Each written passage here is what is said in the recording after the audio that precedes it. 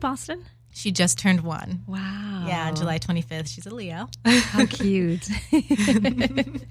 So what was your first project that you started doing when you first got into acting? I've been acting for a while, but my first major project was About Last Night. I played opposite Michael Ealy and Kevin Hart, and that was a really, really fun project. Just being around those actors, everybody was so supportive, especially Michael Ealy. I was new, so like I thought I knew what I was doing, but then when I got on set, it was like, what's going on? And I'm not doing things right. And he just brought me aside and was like, he gave me a little pep talk. And it was really, really nice to see that people who are doing so well would still extend their time and, their expertise to newcomers.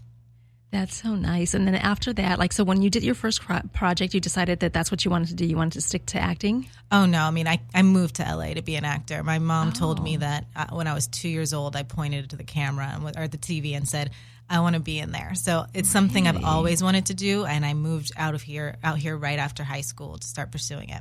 Where are you originally from? I'm originally from a small town called Grass Valley in Northern California. Mm-hmm. It's really small. Most people haven't heard of it. I was the only black family there. Wow. Yeah, mountain town. So, what's interesting, what I found fascinating when I watched the first episode for the second season of Rattled. Yes.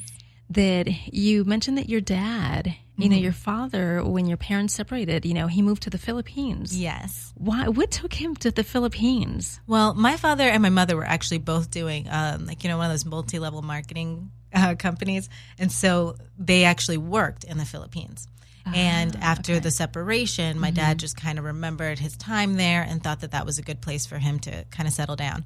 And so he's been there since I was 12 years old. And it's kind of like my second home. I mean, I have brothers and sisters over there. My stepmother, she's wonderful. So I love it. Really? Yeah. So you go back to the Philippines for quite vacation? a bit, yeah. Mm-hmm. That's amazing. Yeah, it's wonderful. It's a beautiful place. And my dad has built this huge castle there. And, it's kind of what he did when we grew up, because on our 18-acre property in the mountains, when I was growing up, he built a 3-story house for us to live in. And so now he's kind of did the same thing for my siblings, and he's built this 5-story castle. That's so nice. Yeah. So let's talk about Rattled. Yes. So with Rattled, when I saw the episode, the last episode that I saw, that I was not able to... The computer was not letting me watch anymore, which kept saying it was locked. Yeah. So the only thing that I saw was the first episode for season 2 where you have the baby. Mm-hmm. And at this point, Jarrell is in the picture. He's having kind of issues of he's not really sure, but he says he's going to be there and he's trying to be there, but he's still going out and doing his thing or not being there when you need him. Yeah. What's going on with him? Do you have, since that one episode, have you found out whether he's a father or not? Yeah, I mean, there was really never any question that Jarrell was the father, especially from my end. Yeah, we did go through that originally around 3 months pregnant, and it kind of blew up. And I was taking care of my body, because I was pregnant, and I needed to make sure that my mental state was in a good place, and I couldn't really have the negativity. So I kind of stopped talking to him for a while until he apologized and came back. And I offered if he wanted to do a DNA test. He kept saying he didn't want it. So this is the kind of weird thing about the show, because I am watching it and I'm like, whoa, this DNA thing is the central focus of our storyline. Yeah. And it's that wasn't actually the case, at least not for me. Right after Boston was born, Jarrell took one look at her and said, that's my baby. He knew. Wow.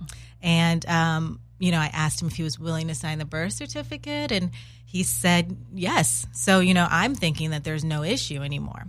Unbeknownst to me, though, he's going to his friends and he's going to the producers of the show, and he's talking about he still has doubts. Yeah. And so they do this DNA test on TV, which honestly I think it's kind of tasteless, because this isn't something just for ratings, Right. This is our lives. This is my child's life, and he is Boston's father. So she can actually access this, look at this anytime, and see that he was on there, swabbing her on national television for ratings, and that has lasting ramifications. And I don't think people think about that when they kind of force this storyline.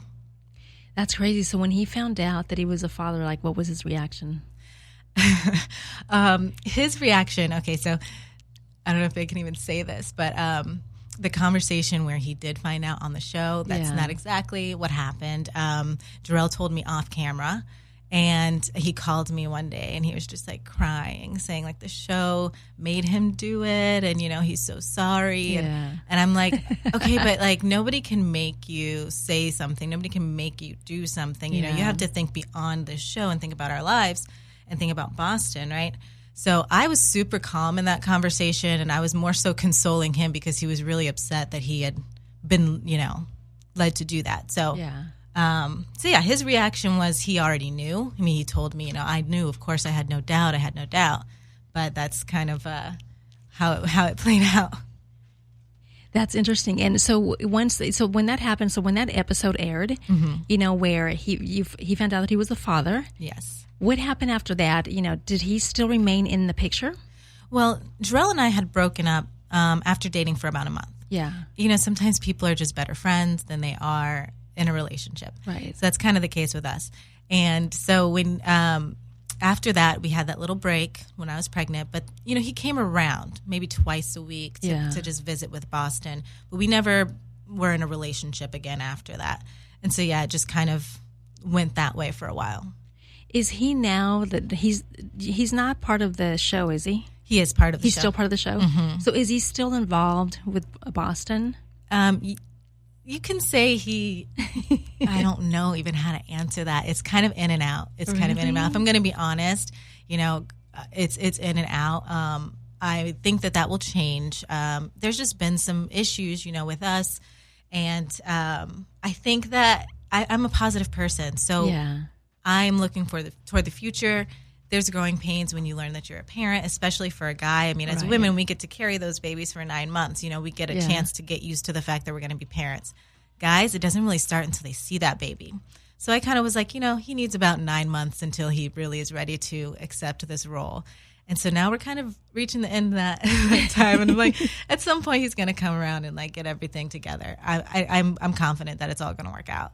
You think so? Yeah, because, at the end of the day, when you have a child, you have to put your ego aside and think about what's best for the kid. Yeah. Me and him, we do not have the best relationship. That's just what it is at this point in time. But we both love our daughter. Yeah. And so it's going to work out because as she grows and her personality grows, she's going to bring us together to do what's best for her. Now, do you think that being on Rattled and having Jarrell being part of the show, do you think that might have maybe had anything to do the reason why you and Jarrell did not work out? No, because before we even signed up to be on the show, me and Jarrell were already done. Really? Yeah, no, it's like I said, nothing really terrible. It's just that two people who were best friends for about 12 years, they're better as friends. You try dating somebody and you're like, oh, it's it's a different dynamic. Yeah. And so it was just a different dynamic for us. But I still have a lot of love for him as a friend. And actually, as friends, we're a lot of fun together. We're really goofy. But when you cross that threshold and try to become a boyfriend, girlfriend, it's just not the right fit because you have to have chemistry and you have to both want the same things for parenting. You both want the same things for life and love. So if you don't have that, it's not smart to just get married or be in a relationship because of a child, because at the end of the day, the child is going to suffer. Now, you in the beginning of the show, like you mentioned that it runs in your family, where you have like small babies. Yeah. What is that? Is that just like, is it normal? It's nothing that, is going to hurt the baby? It's called intrauterine growth restriction syndrome. Yeah. And so it just means, it's kind of like the way I picture it is like, if a goldfish, you put it in a tank, it will only grow to the size of that tank, right? You put it in a bigger tank, it'll continue to grow. So my tank is just a little small. Yeah. And so when Boston kind of got to fill up that tank and she was like, there's no more room in here. And so she stopped growing, and then they watched her. I mean, she was doing well, very, very healthy. It was just she wasn't growing anymore, so that's why they decided to take her out about 2 weeks early. So it was like 2 weeks early? Yeah, I wasn't sure too much. Yeah, I wasn't sure if it was like 2 or 3 weeks early. Yeah, so technically she was full term. She wasn't preemie. They had the, what's that called, like the neonatal, or the people who deal with preemies. Yeah. They were on deck and they were watching, and they're like, this 4-pound, 15-ounce baby is actually perfectly healthy. So, we're gonna close up the shop and head back. So wait a minute, 4 pounds? 4 pounds, 15 ounces. God, tiny. She was a tiny, tiny, tiny thing. Wow. But tiny and mighty. I mean, they were so surprised at how well she was doing, because she was just small. That was the only thing. It was but everything was perfect with her. And does she grow fine, like, as like the weeks and months went by, like her growth was perfect? Yeah, she is always going to be, like the doctors told me, she's always going to be kind of behind the curve in terms of weight. Yeah. Just because she was a smaller baby. And she has been. So right now she's about almost 17 pounds and she's a year old. So I know I have friends whose year-old babies are 25 pounds. Yeah. Boston's just smaller. But she's advanced. Like everything else she's doing, like the doctor's just really, really impressed with how she's doing. She's very advanced in terms of her motor skills, her development, speech, all of that. That's great. That's really good to hear that, she's doing well. Yeah, it's been an amazing experience being a mom, especially her mom. She's a lot of fun. She's funny. So how many more episodes do you have on Rattled?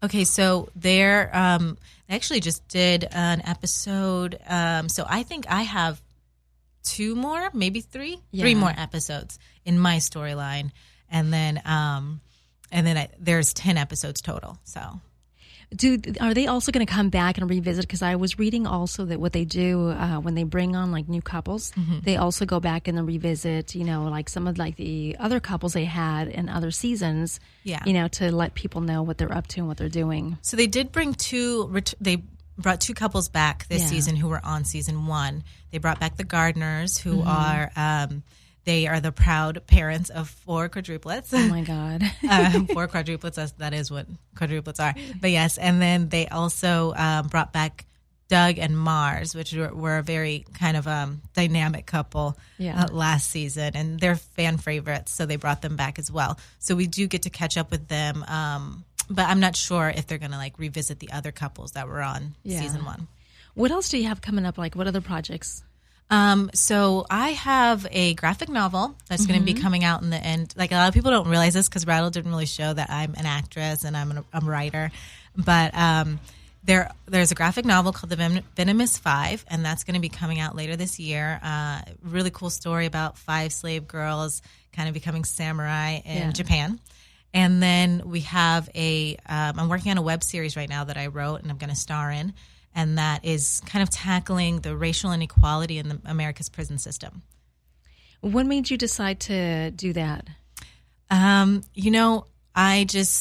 watched a friend of mine short, and I just got really inspired by his work. And a friend of mine had given me a book that kind of talked about this racial inequality in the prison system. And I just went home that night and wound up writing the first episode. And I just had to tell this story.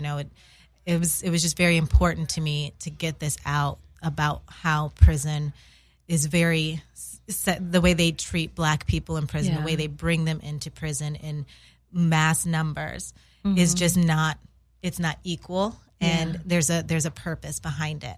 So I wanted to kind of tackle that in a fiction setting, because sometimes people don't understand things unless it's kind of presented to them as, oh, this is just a TV show, this isn't real life, but it is. That's interesting. That sounds like it's going to be a really good series. Now, anybody that wants to follow my guest, Krystal M. Harris, you could follow her on Twitter, Krystal M. Harris, Instagram, Krystal M. Harris _official. And do you have a website? Just a Facebook. Krystal M. Harris official. No underscore in that one. So pretty much everything is like almost like unisons, right? Yeah. Uh-huh. And you tweet everything that you do. And you posted? Yeah. I'm really into this live tweeting thing, and I really want to tell people. I'm not really into what's that called? Live Facebooking or live Instagramming. It's so weird for me, but I do want to engage with the fans, so I do live tweet and stuff like that. What's live tweet? Is that like when they tweet you and then you just respond back, or is like it different? when you watch the show, and it's kind of like this party. Everybody like from around the world is all watching the show together, and we're just tweeting about it. Tweeting quotes from the show. Like it's just we're all in our living rooms watching TV and tweeting at each other. That's pretty nice. Yeah, it's a great way to kind of engage with the fans. And I'm a shy person. I know I'm on a reality show, but I'm a shy person. I am, but so it's kind of fun to kind of be in my home, but be able to interact with people. That's so nice. Are you in a relationship with anybody? I am